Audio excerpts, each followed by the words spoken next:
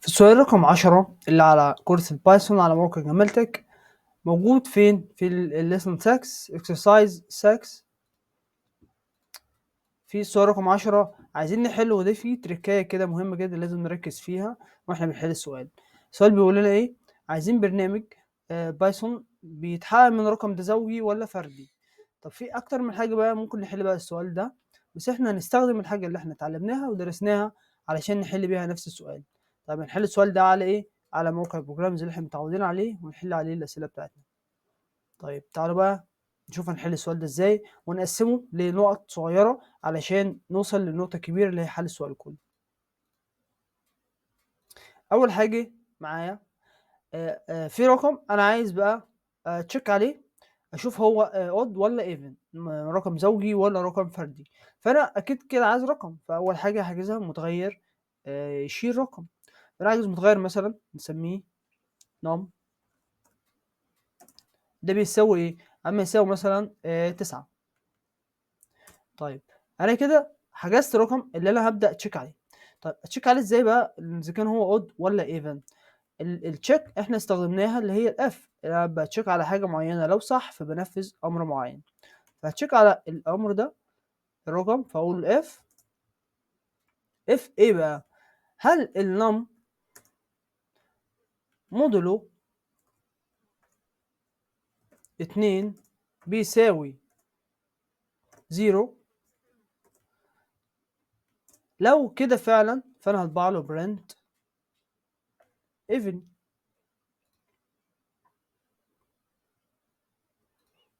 اقول هنا اطبع لي برنت even. طيب هشرح السطر ده بس هنكملهم مع بعض. بعدين اقول بقى لو مش صح فاطبع لي بقى الحاجه الديفولت اللي هي الelse print odd. طب معنى ايه بقى الكلام ده؟ انا هنا بقول له الرقم اللي انا حاجزه فوق هنا اللي هو 9، هل هو زوجي ولا فردي؟ انا عايز اتشيك عليه. طيب بتشيك عليه ازاي؟ بقول له هنا الاف النم، هل النم الرقم اللي انا حجزته ده موديله 2 يعني باقي القسمه، اللي هو ايه بقى القسمه؟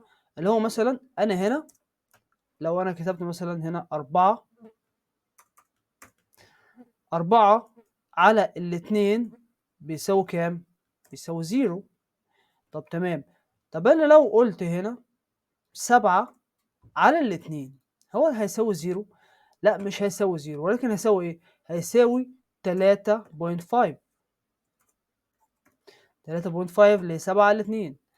طيب انا استخدمت 3 لكل واحد، هنا استخدمت 3 للشخص الاول، وبعدين استخدمت 3 للشخص التاني.